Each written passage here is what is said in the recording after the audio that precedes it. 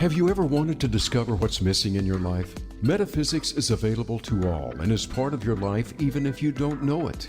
Welcome to Metaphysics, a view through the veil with Barb Crowley. Together we'll explore the mysteries behind metaphysics and how to use it to have a deeper understanding and advantage in life. And now here's your host, Barb Crowley. Hi, this is Barb Crowley, and welcome to Metaphysics, a View Through the Veil. Today, we're going to learn to access our emotional, physical, and spiritual well-being through the transformative practice of heart rhythm meditation, or HRM. Susanna and Puran Bair are the co-founders of IamHeart. They have spent decades developing and teaching this heart-centered approach and are now going to share it with us. So welcome to the show, Susanna and Puran. I'm so glad to have you here. This sounds like a fascinating system and process you have developed. It really sounds fascinating. But you also refer to it being an ancient process, and I would love to learn about that as well. So you want to start first by telling me, who are you and how did you get to this?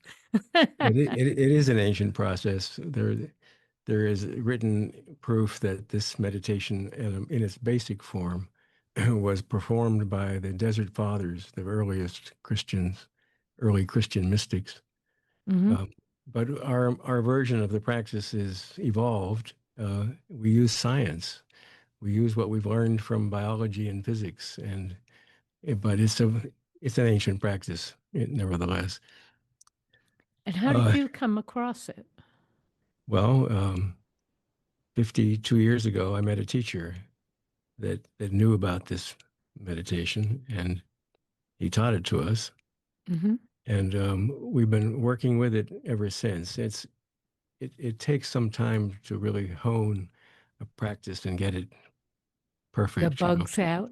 Get it optimized. But this is really a marvelous way of accessing the wisdom of the heart and the power of the heart. The heart is a source of great power. It Well, is. it was at one point that our teacher asked us to create our own organization. Mm-hmm. And so meditation is not easy to teach or is not easy to practice by oneself. Right. And so we really tried to make it simple, so that everybody could learn it.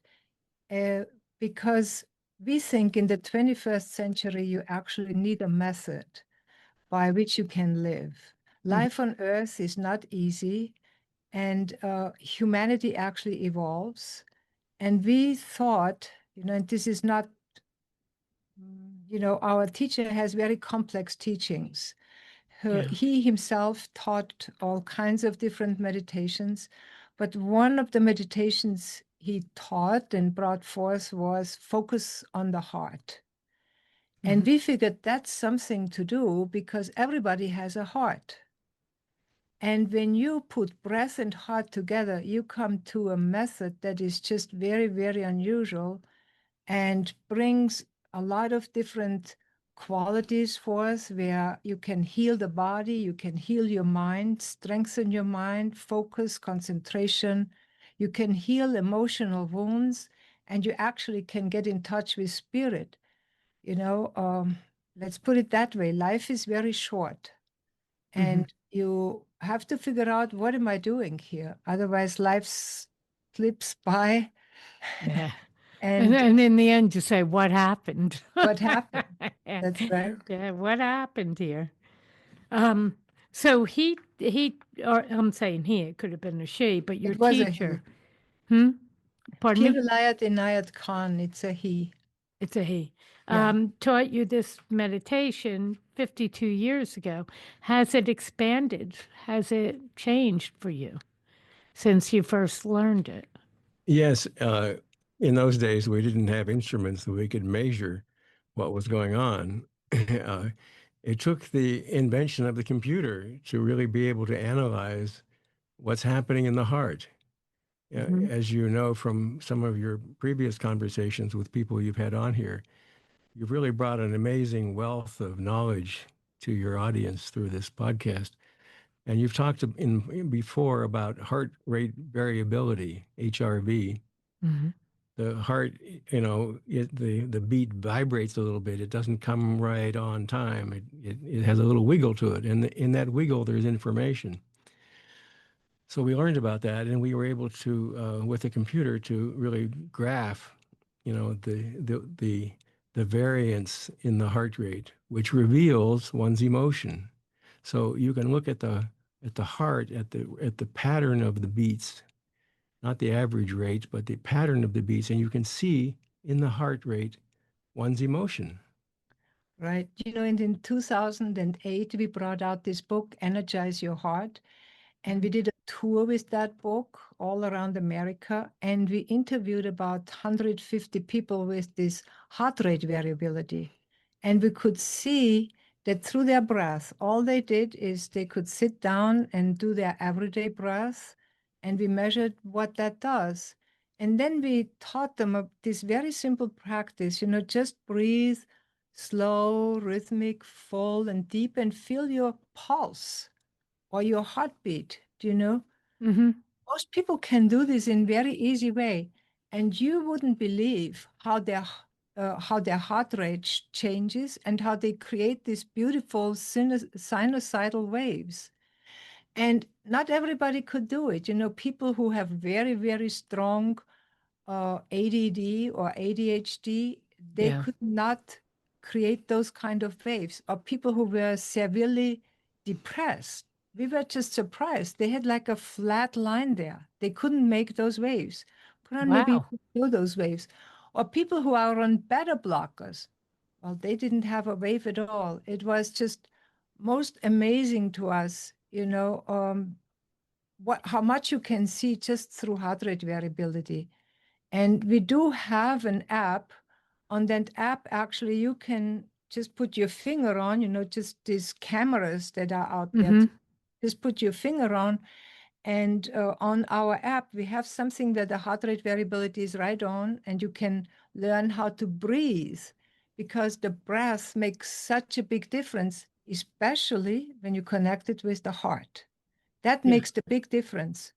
And before I forget, you not only can do it on your phone, but if you're wearing an Apple Watch and probably other watches as well. So your watch is measuring the average rate, but heart rate variability isn't so much concerned with the average. It's the variation between the peaks, between this beat and the next beat. There's a variation there. They don't come all the time on time. And so you really need a computer or an iPhone to see that. So our app is called Breath and Heart, and it does HRV graphing for free. Oh, that's great. It might be the only app that does it for free. There are other apps that do it. But this is important for our method, because in our method of breathing, we are timing the breath to the heartbeats. And so which one's coming first? well, let's say you're breathing. How do you do that? So you're breathing, and as you breathe out, you're watching your heartbeats, and you count like to 6, and then breathe in for 6 heartbeats. Okay. In 6, out 6. Now your breath and your heart are coordinated. These are the 2 major clocks in your body. These are the things that set the pace of everything, your metabolism, your brain. The basic rhythm of the body is set by these 2 rhythms. And when you coordinate them and synchronize them together, you drop into this deep place, which is like integrity together, It's all working together, instead of having, like, how people say, part of me wants to do this and part of me wants to do that. Right. That shows a disconnect. When you bring your breath and your heart rate together, you're one being. Wow. Now, why can't a depressed person do that? Maybe I'm jumping ahead, but no, Barb. See, what's interesting about it is we all breathe and we all have a heart. But through our life's experiences, we breathe less and less and less. And you see people moving around with oxygen bottles in their hands, right? Yeah. I'm in Because, Denver, so that's not uncommon. right. And the thing, I think, why people breathe less and less and less, because they accumulate their emotional experiences, their traumas, so to say. And it's too a sign of when you breathe less and less that you let more and more don't want to be here anymore. You see? And so a lot of exercise, in the 20th and 21st centuries in America, not in all over the world, but people started exercising, right? Mhm. The agricultural times, the industrial times, and all this is gone. And Yeah. people just sit around, and we have to exercise. And when people exercise, they breathe more. But people put on headphones and listen to the radio.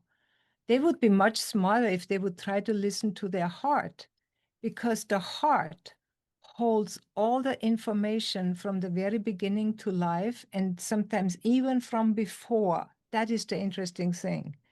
People think the heart, the heart is the most mysterious or mystical organ in our body. First of all, it is the only one that has a beat, has a rhythm. And that rhythm is usually very steady and reliable. And it was very interesting about the heart too. The heart is the first organ that is being created in the womb of the mother's, in the mother's womb. And Developing. I sound didn't we realize hear. that, but So that makes sense. Yeah. the first sound we hear is the mother's heart, Hmm. right? Even as an embryo, you can hear. Yeah. And what you hear is the mother's heart. So there's already in the womb, the embryo starts experiencing this, trying to synchronize with the mother, although the baby's or the embryo's heartbeat is much faster. Hmm. But they're hearing that other rhythm that is very comforting to them, that sort of holds them. And the energy field of the heart of the mother holds the embryo, right? And then when the children or the babies are born, they are strongly connected with the heart, and we like to hold the baby close to our hearts, even when we are not mothers. We always hold them like that, right? Right. Right. And Very that close. what Yeah. creates comfort to them, right? Hmm. And safety. And the children have this connection to their heartbeat till they are 5, 6 years old. They You know, even have machines that will for babies that are, the sound of the heart. It's that's a right. rhythm of the heart. Yeah, to calm a baby. Right. Yeah. I never knew, do they want that rhythm of the heart or they want the rhythm of their mother's heart? You know? And are we Mm. that different? Is our heart rhythm that different from person to person? Well, No.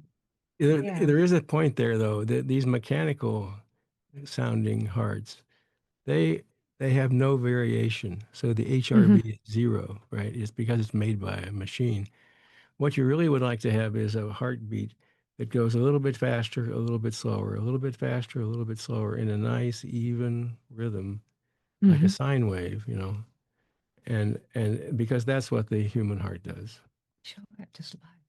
Right. And is there a difference between each person? So could the baby, even if, let's say I held the baby, not the mother, can the baby tell the difference between my heart and its Probably. mother's Yes, heart rate?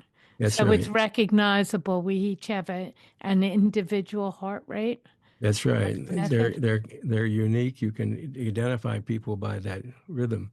Hmm. Now, now think too that this rhythm, which is inside us because it's made by the heart Right. beating, but every time the heart beats, it generates a pulse of electromagnetic energy. Hmm. See, because the heart is electrical, and that Yeah. electricity transmits into magnetism. So while your heart is beating inside your chest, you're also sending out waves of energy and Throughout your a body or pulse at a beyond. time, a pulse at a time. But those pulses create waves. and they go very, very far. I've seen this measured in a laboratory at MIT. The man was standing 15 feet away from the instrument. Mm-hmm. We were watching his heart. Wow. So, and that's just because the instrument was only that sensitive. Mm-hmm. There's no limit to this field. It just keeps going. So you can actually feel it at quite a great distance. And it's individual. It's like, in this space, there's all these different radio stations, and Mm-hmm. they're still kept separate. They don't overlap. They're still, even though all these different radios and televisions and Wi-Fi's are in the same space, they're each maintained as separate vibrations. And it's the same with our hearts. Each one of us is giving out waves of energy from our hearts, and they mix, but you can still identify each one. And what's very interesting too, when you get a group of people together in a room and you start meditating and people start listening to their heartbeat, after some time, all heartbeats go into the same rhythm. And we teach a lot online all over the world. There are about 50 countries that we have touched with heart rhythm meditation. And we have seminars with Taiwan, Australia, countries in Europe, Canada, and Hawaii, and all people sitting in, and we meditate and we all move into the same rhythm. Without the meditation, if I were sitting with a group of people, would we match heart rates? Do you know? Well, if they're all doing heart rhythm meditation, I mean, because then you're focusing on your heart, your own heart, and you're breathing with it in the breathing timed to the heartbeat. So that makes the field very strong. When you put attention on your heart, a number of things happen. First of all, the circulation to the heart increases, so the heart's getting more blood. You actually change the circulation pattern of your body by the way you think. And so the heart's getting a lot of energy. It's also getting more electrical energy. So the heart's beating stronger. And then because you're paying attention to it and you're in some kind of an altered state, you start to tune in to the other hearts in the room, which you're feeling unconsciously, but you can get that sense in meditation. And so that's what it takes to tune in. Now everybody's tuning into each other's heartbeats and they all slowly converge. We have research about that. Yeah. And there's too, this guy Batista, the pop that I had on the show earlier. Yeah. That you had on the show. He spoke about the Maharishi effect. That a group of people can have this incredible effect on crime, for example. And the Maharishi group did an experiment where like 3,000 to 4,000 people focused on Washington, D.C. to help there to decrease crime. We did that same it wasn't recent, was it? But we focused on Cleveland. And we oh, you did? Yeah. She showed that slide. Yeah, I want to just explain more about it. Keep in mind, some people will be walking and listening. So while we're looking at a slide, verbalize it at the same time. Yeah. Okay. So what the TM people did was as Susanna was saying, they focused on Washington. It took at a peak, I think there were as much as 8,000 people, and they were all in Washington. Oh, they were, yeah. Focusing on violent crime. That's a lot of people. Yeah, yeah. And this was years ago, decades ago. So we were approached by a friend of ours who lives in Cleveland, and she said, "You've got to help us out. Cleveland is in such trouble. The crime rate is so high." And fortunately, the crime rate, the crime stats were online. So Cleveland publishes this, and you can see each crime, each little thing that happened. There's 500-600 of them a day. So we had data, you see. Now we're sitting in Tucson. Cleveland's 2,000 miles away, and we thought, what can we do? We're so far away, and there's only two of us. But instead of trying to send energy to Cleveland, what we did was we brought Cleveland here. And to here. Your heart. We became Cleveland. We took Cleveland in our heart. Yeah. It's all done with the heart. You can't do it without the heart. That's why we could do with two people what TM could do with 7 or 8,000 people. We're working with the heart, and the heart's where the energy is. Yeah. So I'll show you what the conclusion here. Oh, this is a great chart. We two people 2,000 miles away from Cleveland. Now we were focusing on violent crime only, Mm-hmm. and we were asking. The way we were doing it was, everything that's happening in Cleveland is now happening here in myself and in Susanna, and Yeah. we're processing the things that are happening inside ourselves, inside our own hearts, and as we process that, the result goes back to Cleveland. Mm-hmm.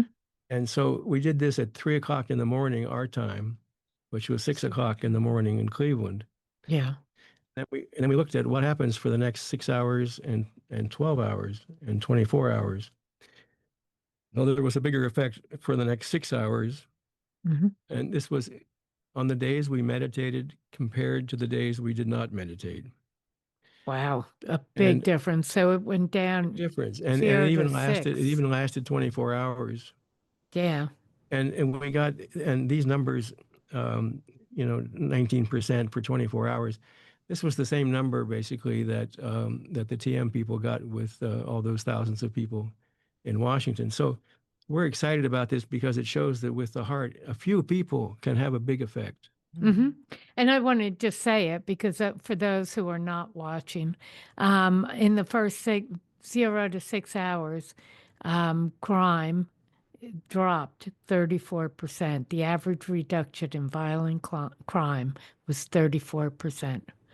And then from 0 to 12, it was 20%, and 0 to 24 hours was 19%. That is quite the achievement, really. We did this for 3 months, you see. Yeah. Yeah.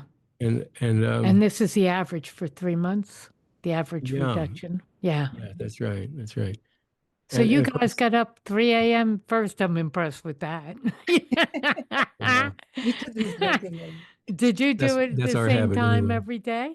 Yeah, always at 3 o'clock. Yeah. We do that anyway. It's a Oh, you sacred do? hour for meditation. Yeah. Oh, okay. Because I'm thinking, wow, that's dedication.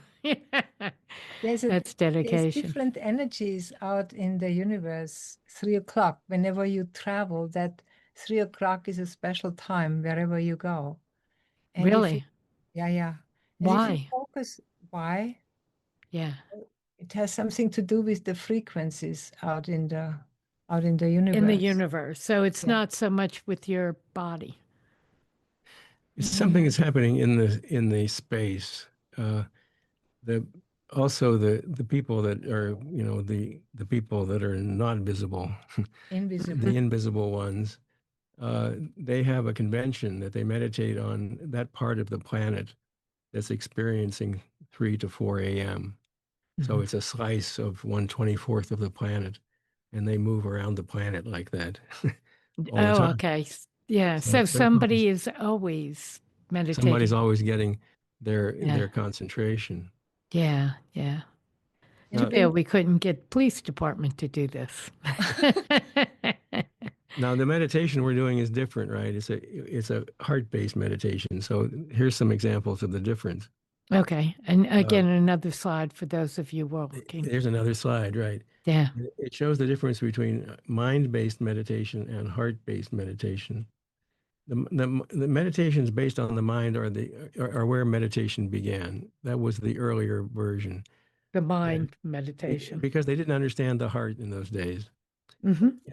You could see the heart has a beat, and everybody knew that, but they didn't understand how significant that beat is and how that beat creates a field which affects other people.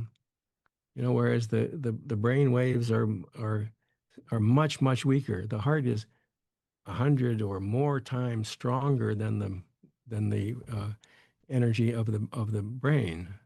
Is this energy and electrical, or are they the same? It's magnetic. Magnetic. The magnetic Okay. energy, which comes from electrical energy. Mm-hmm. I'm an electrical engineer by training, so I was fascinated by this stuff, and when I Yeah. learned about it, and so there are electrical circuits in the brain. That's how it works, but the heart beats electrically, and that makes a much stronger magnetic pulse. So when you're working with your heart, you've got your finger on the power, Mm-hmm. and so one of the differences is here. If I can read this chart, the we're using emotion. We're not just focusing our mind; we're focusing our emotion. Now, people say they have a hard time focusing their mind, and we say yes. Concentration is hard work, but you know what makes it easy? Emotion. You always can think about what you love. You don't have to remind the lover uh, to think of the beloved. Mm-hmm. You know, you think of the one you love all the time, and it's the same with anything you study. If you love it, you're going to think about it, and if you don't love it, it's going to be drudgery. Mm-hmm. So, so when you go to a meditation and they say, focus on the spot on the wall or focus on your breathing, it's like boring. But if you focus on something you love, like we have to get to the point where we love our heart, Mm-hmm. and then it holds that attention, and it's easy then to think of your heart because it's so important, and it's right there. It's right. It's not something outside. It's hard to focus on something outside. It's much easier to focus on something inside. Do you visualize your heart, or do you go internal and feel the heartbeat, or do you just pay attention to something you love and not think about the heart? Well, that's a very good question. You know, we brought brought out the first book, and we brought this on tour too. And I was giving a presentation in a bookstore, Mm-hmm. and into the bookstore walks this Buddhist monk. The way how I knew he was a Buddhist monk because he was wearing all these robes. Yeah. It was very, very impressive. And I thought, I wonder what I can teach that man. Do you know what I mean? Right. So I just said to myself, well, I know my little heart rhythm meditation, how to breathe slow, full and deep, connect with the heart, count your heartbeats in the breathe and see how many heartbeats do you inhale, how many heartbeats do you exhale. And towards the end is like, we just try to listen to the heart and see, how does the heart feel? What does the heart want to express to you? Mhm. And just be passive with your breath and with your mind and just really let the heart speak to you. And that was pretty much it. It was like 10, 15 minutes meditation. And then the monk, he was the only one, comes up to me and thanked me profusely. And I said, you have to tell me now what you're thanking me for. You're quite an experienced meditator. And he said, yeah, I can tell you, it makes a big difference when you really focus in on your real heart. He said, I have been practicing heart meditation for 30 years, but I always imagined my heart. He Mhm. said, and I would have never imagined the pain that I have in my heart. By just doing this 15-minute meditation, because I'm used to focusing inside, focusing, on my breath, but I imagined my heart. But now I really felt my heartbeat, and I could feel the tremendous heaviness I hold in my heart and the pain. He said that is very, very different and very important. What So, was he then to do about it, though? well, we talked about it. There is, when you work with the heart and you keep doing this heart rhythm meditation and Mhm. you make your breath, that's what we teach too, how to make your breath regular, like rhythmic. Inhale and exhale for the same amount, because most people inhale a certain amount, they inhale like for 10 or 12 heartbeats and exhale for 3. And Mhm. you wonder, how can you do that? How can you exhale that little and inhale that much? And it all comes through the habitual way how we live and what kind of traumas we hold. And we don't want to get in touch with those. So Mhm. by learning how to breathe and breathe into the pain, breathe into the trauma, that way the heart softens, opens up, shares with you all the different levels of what you have gone through. It takes all time. And sometimes you need somebody to sit with you. And so Why this, would you need that? Why? because What's happening that you need sometimes when you somebody? breathe into, like, for example, sexual abuse, Hmm. most people need somebody to be there with them, or some people, we know this in our organization, we have in our whole school like a mentors that sit with you, you meet with them and they are with you, or we have personal retreats where the retreat guide is with you. So when these situations come up, there is another person. It helps when they are with you when you go through this trauma, because people think they won't survive it, even with the breath and heart. Hmm. Do they So, stop breathing or kind well, of they don't freeze? go into it. They don't go into it deep Hmm. enough, because you really have to go into that place till it clears. Do you see the energy clears itself when you breathe into your heart that deeply? And that's the emotional part of it. So they're like a coach. In other words, if A coach, if we're breathing into our heart and we start into something that's harder, I would assume our breath would become more shallow, that's right. or actually even stop where we kind of hold our Right. breath. That's Yeah, right. I mean, Yeah. we say breath is life, Uh-huh. and you want more life, you need more breath. Hmm. And as Susanna said earlier, older people, they typically breathe less and less as they're starting to fade out.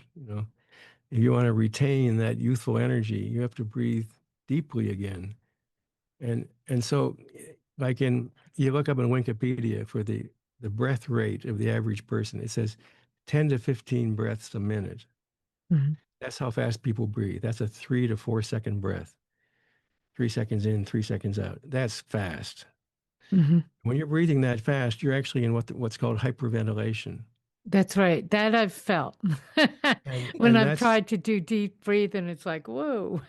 yeah, if you breathe deeply and fast, you're in trouble. So we want you to breathe deeply but slowly.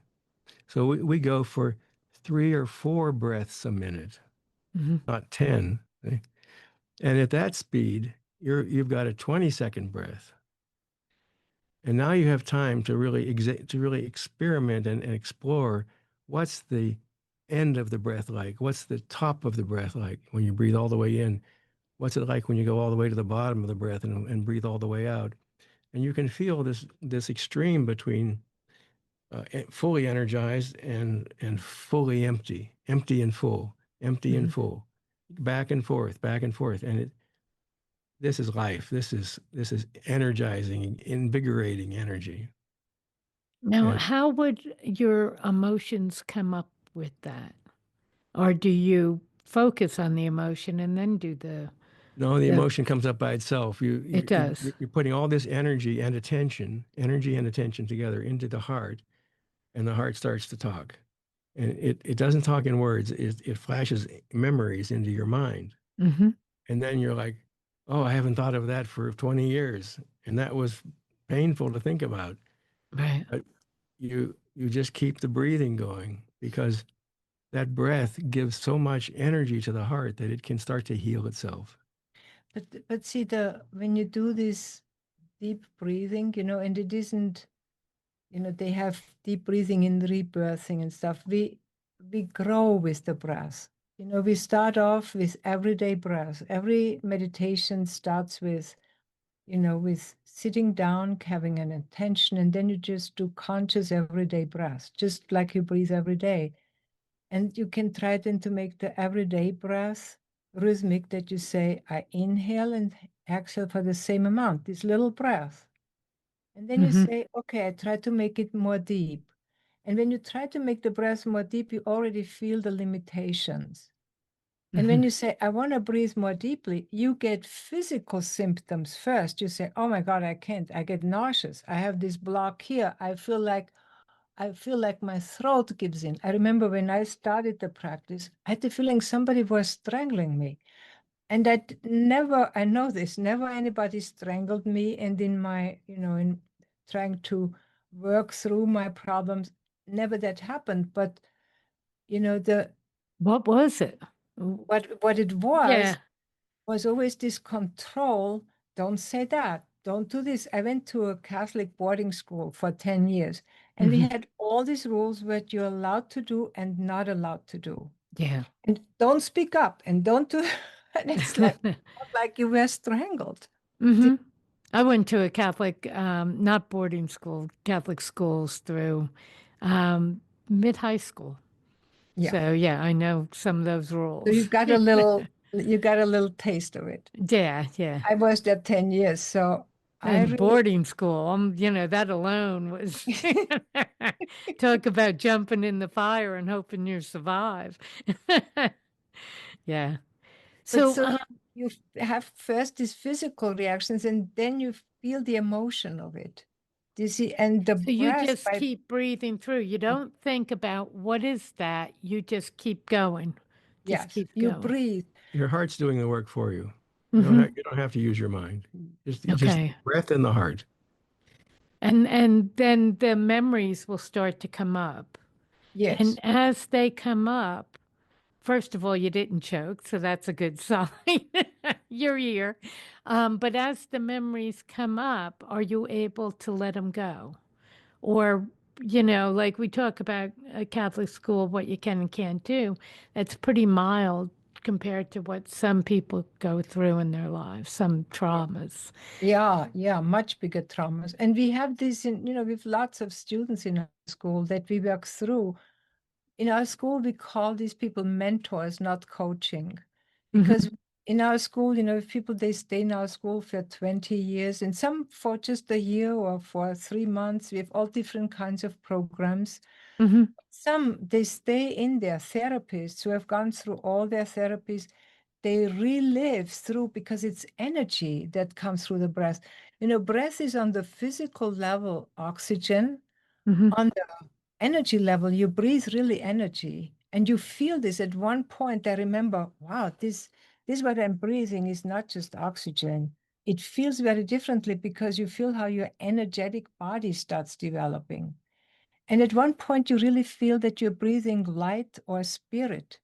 You see, this is why the heart works actually on all dimensions of existence, not just on the physical. Mm-hmm. The physical body gives you is a feedback system. And what is the fantastic thing about the breath and heart is that you need to focus inside of you. So it's very body centered. Yeah. And at the same time, you cannot think of all your other business. What do I need to cook today, or what am I need to take care of my children or my pets? You are inside of your heart. Mm-hmm. And that is what you're dealing with. And the heart has actually this kind of portals, the portal of the body, the portal of the mind, the portal of the emotions, and then there is the big portal of spirit. And then you have the levels of spirit, the planes of existence, we call them. So What are all that, they? What are the planes of existence? there you go. Yeah. We identify 7 planes. Mm-hmm. And you see, we're not making this up. This is old teaching from the Sufis. The Sufis are a non-denominational group of mystics all over the world. They're not related to any particular religion. They're in all the religions. They're Christian Sufis and Muslim Sufis and Buddhist Sufis and so on. But so anyway, the Sufis are like this international group of mystics, and they've been working on these issues for a long time. They started in Egypt. Mm-hmm. And so that they've learned about how this stuff works. So what are the 7 levels? The 7 levels. Yeah. They talk about these 7 levels. So obviously the bottom level is the body, the physical level where matter exists, and then and when you die, that's the part that is discarded. Everything else is still there. The next level is the mind. And the next level above that is the heart, and then you reach into the soul, and then there are levels above the soul which are completely impersonal. It's like experiencing the universe. Oh, The wow. archetypes and They're archetypes. That's right. They're like, a soul is an individual entity. Each one is unique, Mm-hmm. but there are groups of souls Yeah. called archetypes, and there are groups of archetypes. So there, we're going towards the one. We're going towards unity, one being, one human family, Existence. where that everybody's included in this one being, but that's the top level oneness. Yeah. It's like deep sleep. When you're in deep You know, sleep, when you talk about the breathing, I always think of as somebody, if somebody's near you and they fall asleep and they go into that breathing, it's not like an aggressive deep breath, but it's deep and it's rhythmic and it's immediately they're sleeping. They're it's different. It's a different breathing. that's right. And if you want to go to sleep, mimic that breath. Mm. Breathe the way you breathe when you sleep.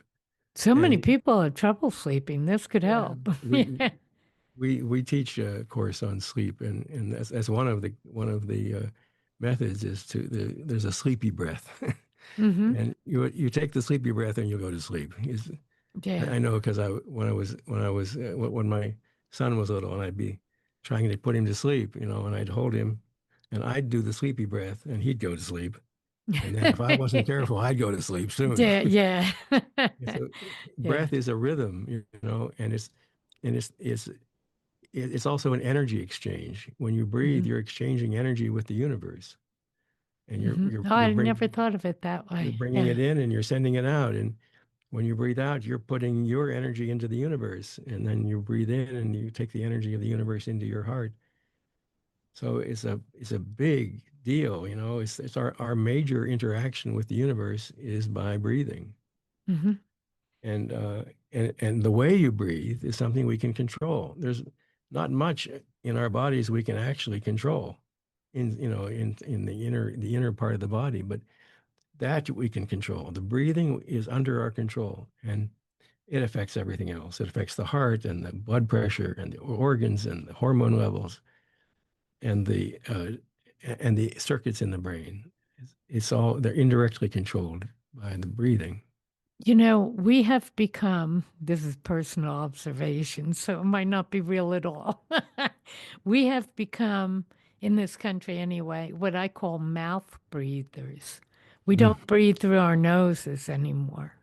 And when I was growing up, that was not a good thing. People would say, close your mouth, that's not good for you, that kind of thing. It's Now true. nobody notices.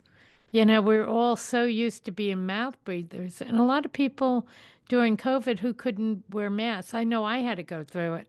I put on a mask and I realized I couldn't handle it if I were breathing through my mouth. I couldn't Yeah. handle the mask. But if I stopped and made myself breathe through my nose, I was fine. Yeah. So there's a big difference there. I know the filtration, but there's something else. Well, But we're mouth breathers now. And what does that mean for us?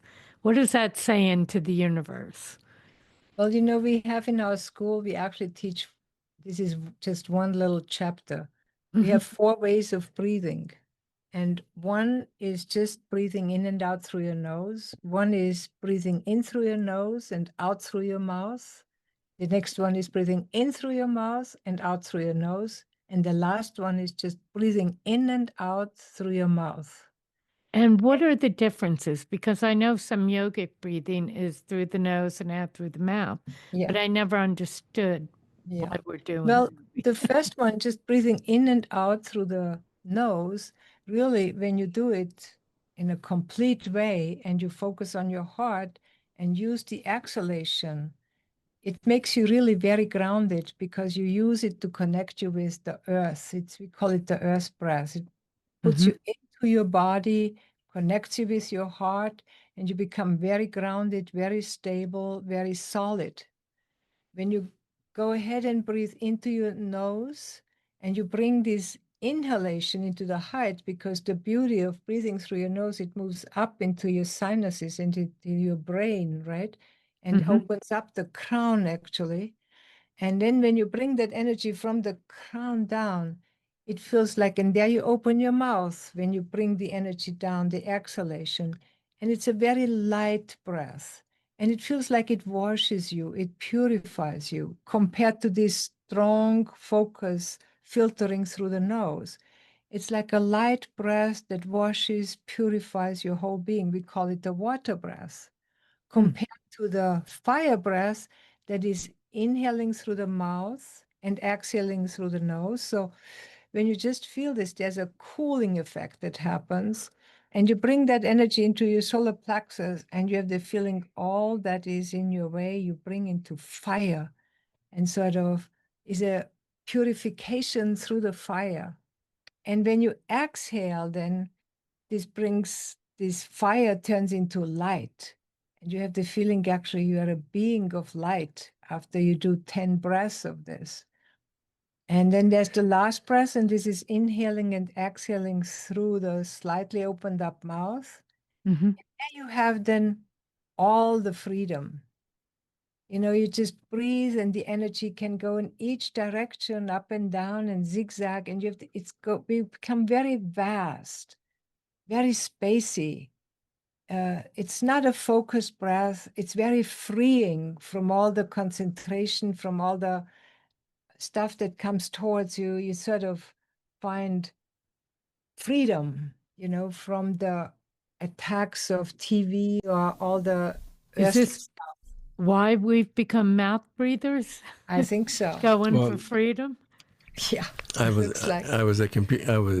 career is computer science, and I did a lot of programming, and I noticed that all my friends that were computer programmers were mouth breathers. I think I think most Americans are mouth breathers. It stimulates the mind. Is that what it is? It does. It stimulates the mind, but then breathing through the nose is important because it creates nitrous oxide something happens in the nasal passages. You create nitrous oxide, which you need in your body, and that only happens when you breathe through the nose.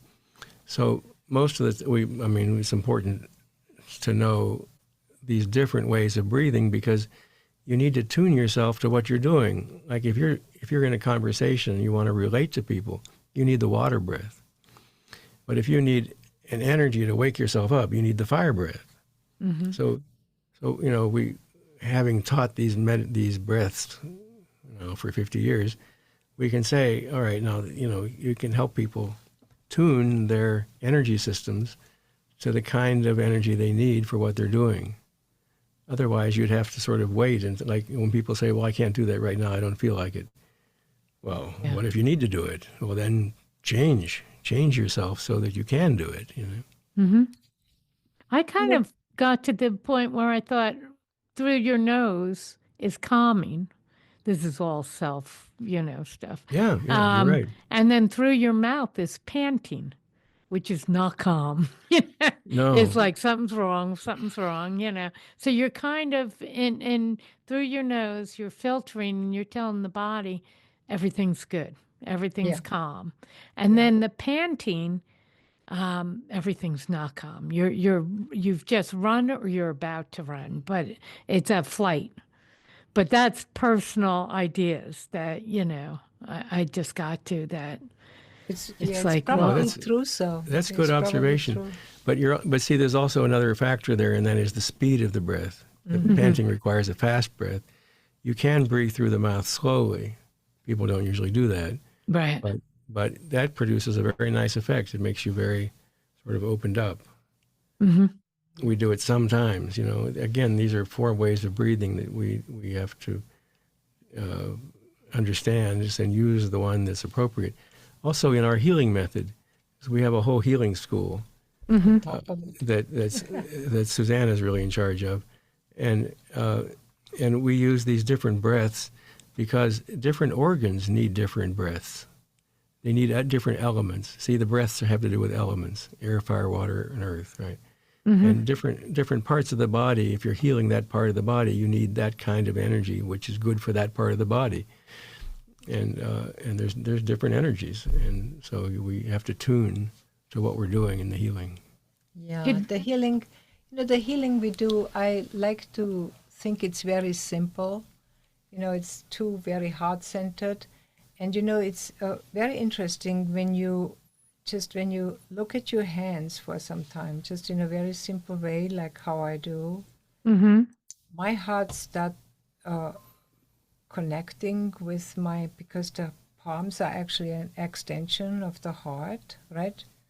The energy moves out this way. And when I look with my eyes at my palms become very energized. And when I keep breathing, and I do this, I can feel the energy between my hands. You're holding them as if you're just- approaching to do the prayer thing, but not bringing them together. You can feel the energy That's between right. the palms. That's right. Again, for those walking. Right. Yeah. Right. And so with this kind of energy, you can start healing. If you open this up, when you have found this connection, there's a tingling in your palms. And then you have the person in front of you. And we do it all the time as well, long distance. So you just need to focus with your mind. And often I do it with Zoom. So I could focus into you now, Barb. And, just send energy into your heart through my heart, but at the same time with my palms.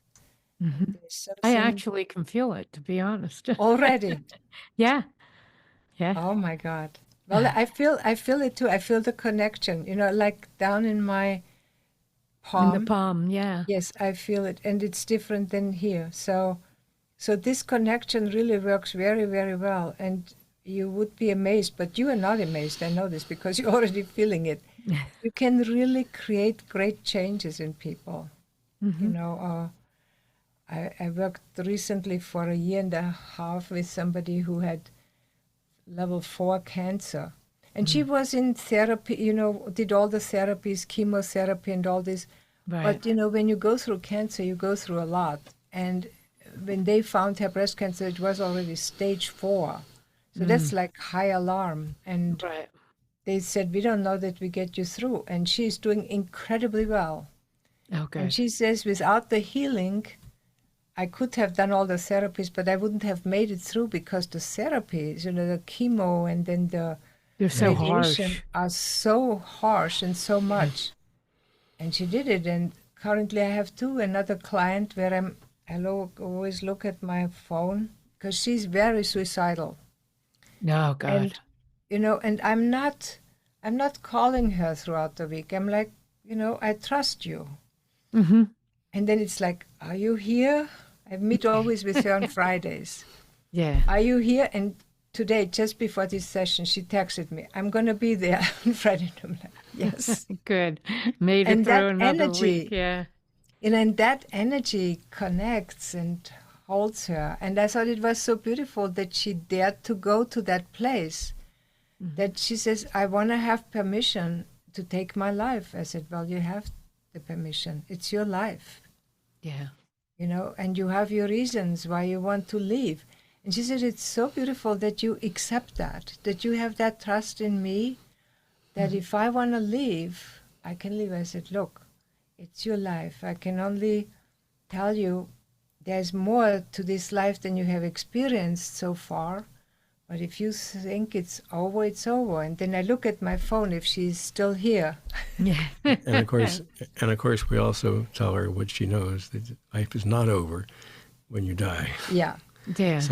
So it'd be better to hang around and prepare yourself for the rest of life. But see, the interesting thing is with suicidal people, I talked with her this in the beginning because I see her now for several months. I told her, do you know what's going to happen when you leave this body? She says, I don't care. I don't want to know. I said, okay. You have to always accept that with them. And she got me this far that I really listened to her and said to her, it's okay to go. And here she is. And now it actually gets interesting. Do you know what I mean? Because I think it's going to be very hard for her to stay, but it was harder to leave. That's what I got. Otherwise, she would have left. So it's a very interesting... It takes a lot of courage. Yes. No matter what you believe, it Yes. still takes a lot of courage. Yeah. Yes. Yeah. Yes, So that's now, can she, where we talked at the very beginning, we talked about matching the heartbeat, and you said depressed people can't do this, and people on statins or on certain medication. Could you teach her to match her breath and her heartbeat to kind of pull her out of the suicidal, or, you see, know, she can do it, but she doesn't want to do it. right, She right. tells me all the time because I knew her, I don't know, 20 years ago. She called me up out of the blue because she thought I can help her. Mm-hmm. But I knew her when she was a young person. You know, she's now in her 40s, and she was back then in her. I knew her from the age 15 to 20, something Wow. like this. Yeah. And she called me out of the blue, and she said, "Susanna, I think you can help me. Will you help me?" I said, "As much as I can." And she knows heart rhythm meditation. She knows. Mm-hmm. So why don't you do it? She says, "I don't believe in it." No, she has Why sort doesn't of she prove lost. it wrong then? What you say? Why doesn't she prove it wrong then? If she doesn't believe in it, she can do it and prove it wrong. Well, see, You know? she's going through. She has some severe problems. I could go into details about it, Mm-hmm. but she just does not want to. You know, she doesn't. She's in this very interesting state of not wanting to be here and not wanting to be there. Yeah, yeah. So this is for me But she very did interesting. call you too. Yeah. Yeah. How she will be awakening, that is what I'm very interested in. Mm-hmm. Yeah. We have a lot of trust in the heart, and the heart pulls us into life and pulls us through life, guides us in life. It's like a compass, and the heart remembers our purpose, That's what I'm interested and the in. purpose is what's going to save her.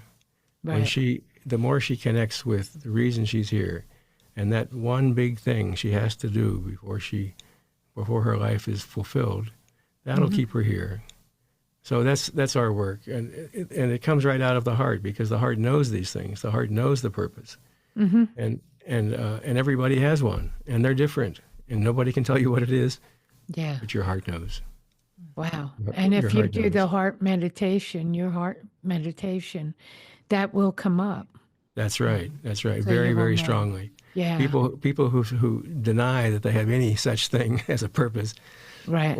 or they just have never found it, they'll find it in heart rhythm meditation, and that's the magic of heart rhythm meditation, is that it gets you in touch with this memory that was given to you before you were born, and is guiding you through your life, and it's the basic desire is to, Okay, is to now I'm going to do be that. totally an American. How long does it take? Well, How that's the long? How skill. fast can you do this? You get benefits at every level. You know, you get benefits of just relaxation, because this method produces a profound relaxation. It's a deeper relaxation because you're involved with it. You're not just watching it, you're really working at it and changing your breath, like I said about the sleepy breath. But then, that's just a beginning phase. And then you start getting the emotional healings of these things that you're remembering. And therapy hasn't finished it. Therapy hasn't finished that work. You have to do it energetically.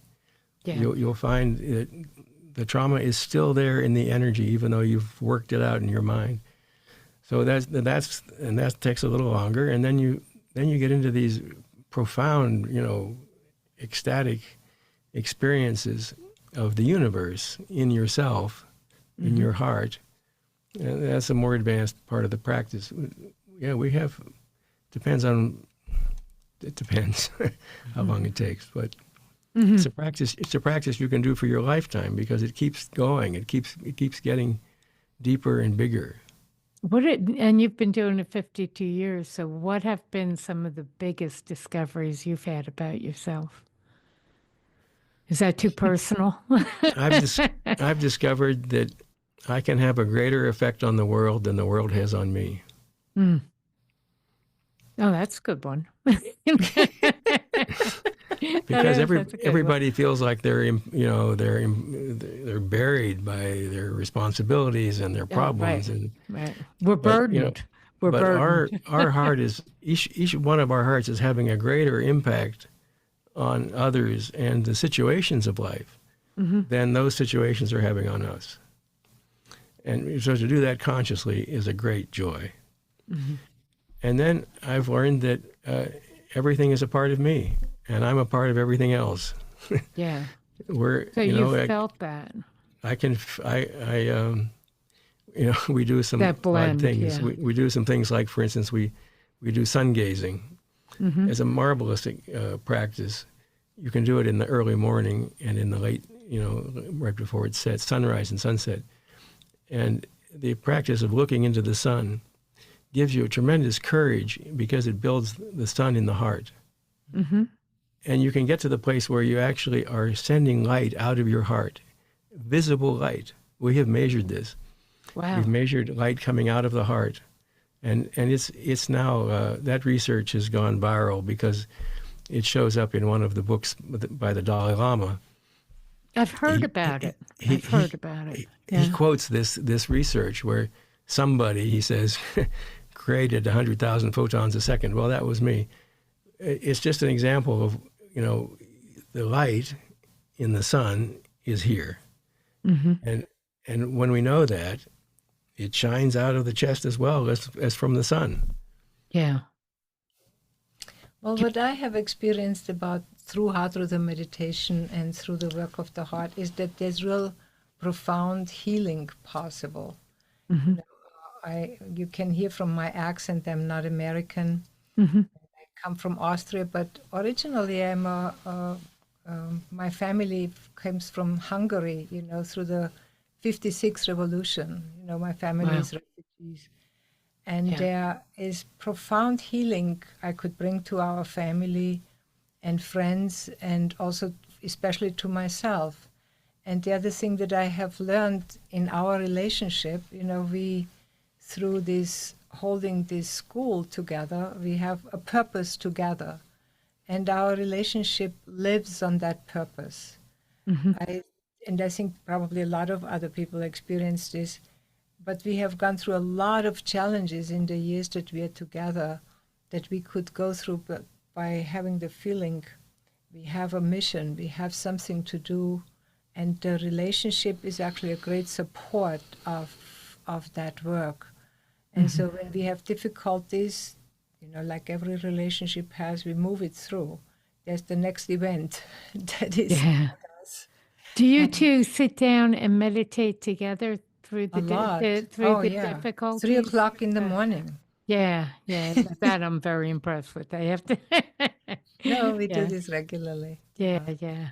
Now, would it be a violation, like this person you talked about who's suicidal? Would it be a violation if you sent him heart energy? No, I sent a lot of people heart. Okay, so it's not a violation to just try to heal her through your energy field. Why do you think it would be a violation? Some people think that in other words, she doesn't believe it. She doesn't really she's deciding whether she wants to live or not. And then you're healing her through your energy when she hasn't maybe decided she wants to be healed. And that's where I thought, is that a violation? So, and can she be healed with, it's got to be her choice anyway. She won't receive it. Well, I think she called on my help. Do you know what I mean? If she called me a couple of months ago, she texted me and called me, and she was very happy that I responded. So I never asked her if that's against her, but I give her regular healing sessions when we meet. She is not here in town, and she loves it. And I think of her, and I think even when you think of somebody, healing thoughts, that affects the person.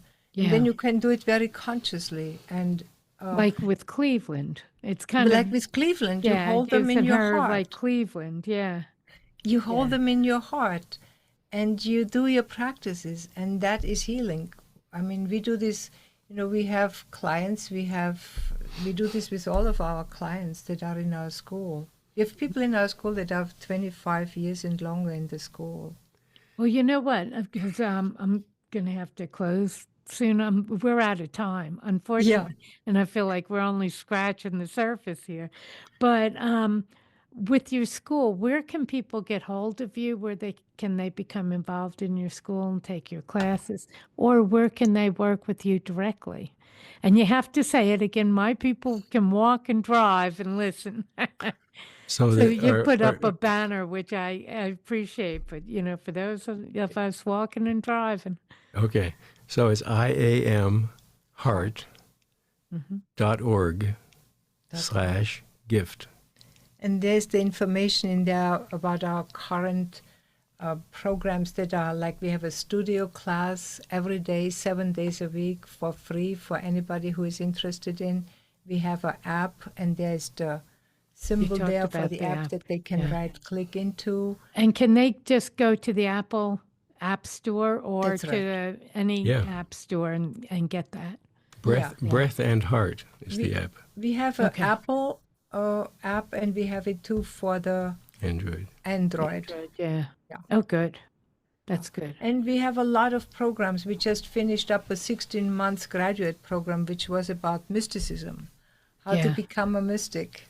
Oh, wow. So, that's fun. I wish I had more fun. time. I want to hear a story about somebody who started and somebody who completed and what happened. Are they levitating? Levitating, right. Yeah. Well, Barb, it's been really nice to be with you. We really have enjoyed this a lot. Thank you so much. I really appreciate your being on. Thank you. Love to you. Many blessings. Bye-bye. Thanks. Bye-bye.